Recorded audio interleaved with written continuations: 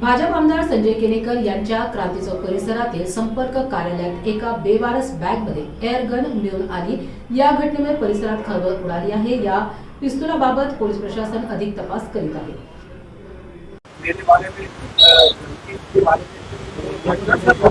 Sir थोडे दाखवा, हे लगेच गुण लावा, फाईट करूया। अरे अमोलदार कॅमेरा मागे करतात, झूम मार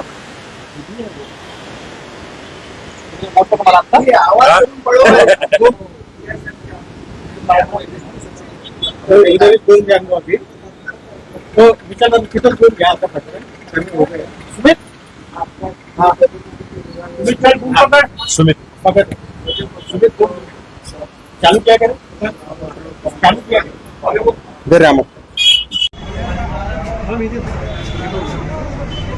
ये सरंजा बरा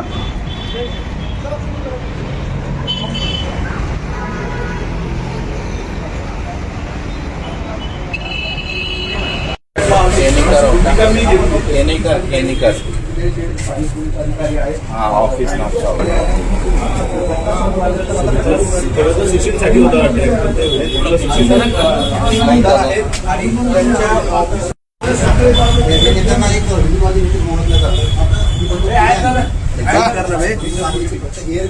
कार्यालयाच्या बाहेर जर पाहिलं की कोणी काही आपण बॅग आहे हा प्रकार जो आहे तो पाहायला मिळतो। तर भाजप आमदार संजय केनेकर देखील त्या ठिकाणी दाखल झालेले आहेत। त्यामुळे आता पुढील तपासातच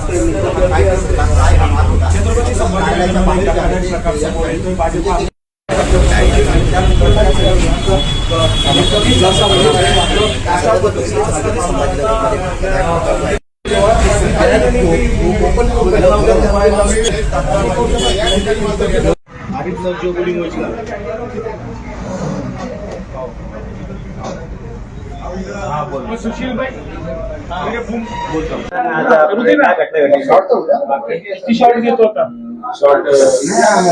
संध्याकाळी 7 वाजता कोणी अज्ञात व्यक्ती मला भेटायला आलेली, सर्व माणसं असतात जाती धर्माची, त्यातल्या कोणीतरी व्यक्तीची बॅग इथे विसरली होती। मला माझ्या कर्मचाऱ्यांनी फोन करून सांगितलं, मी त्याला आतमध्ये ठेवायचं सांगितलं। सकाळी आपण बघू म्हणून सांगितलं, त्यांनी सकाळी बघितलं तर त्याच्यात गन दिसली आणि त्याच्यामुळे कोणीतरी धमकी आणि दहशत निर्माण करण्याचा प्रयत्न माझ्या बाबतीत केलेला असेल असं मला वाटतं। आता पोलीस तपास करताय, काय सांगेल की सीसीटीव्ही वगैरे की आता सगळं पोलिसांनी बॅग ताब्यात घेतली, सगळं ते सीसीटीव्ही फुटेज ते ताब्यात घेत आहे आणि ते त्याच्यातून कळूनच जाईल। सर हा नेमका काय प्रकार होता आणि तपासांती काय समोर आलंय? आज सकाळी आम्हाला पोलीस स्टेशन मध्ये माहिती मिळाली की आपले संजय केनेकर जे आमदार आहेत त्यांचे ऑफिसचे समोर एक बॅग सापडला आहे।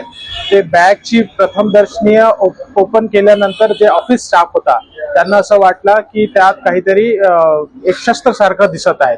त्याची त्यांनी पोलिसांनी कल्पना दिली, पोलिसांनी इथं प्रतिसाद दिला। प्रतिसाद दिल्यानंतर आम्ही त्याची बेसिक चेकिंग केली तर आम्हाला ते बॅग मध्ये एक एअरगन सारखं पिस्टल दिसत आहे। आम्ही ते आमचा पंचनामा करून आमचे ताब्यात मध्ये घेतलेली आहेत।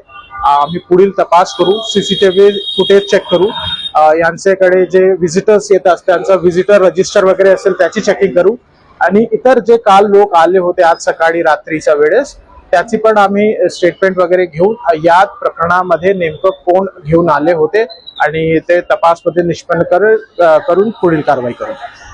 या सगळ्याची तपासणी करण्यात येईल, हा व्यक्ती कोण होता त्याची पार्श्वभूमी ही सगळी तपासणी करिता आम्ही हे सांगितलेलं आहे की CCTV footage, visitor register book आणि इतर जे विटनेस आहेत त्यांचे स्टेटमेंट्स घेणार आहेत आणि त्याप्रमाणे जसं निष्पन्न होतात की नेमकं कोण आहेत हे बॅगचा मालक, त्याप्रमाणे आम्ही पुढील कारवाई करू।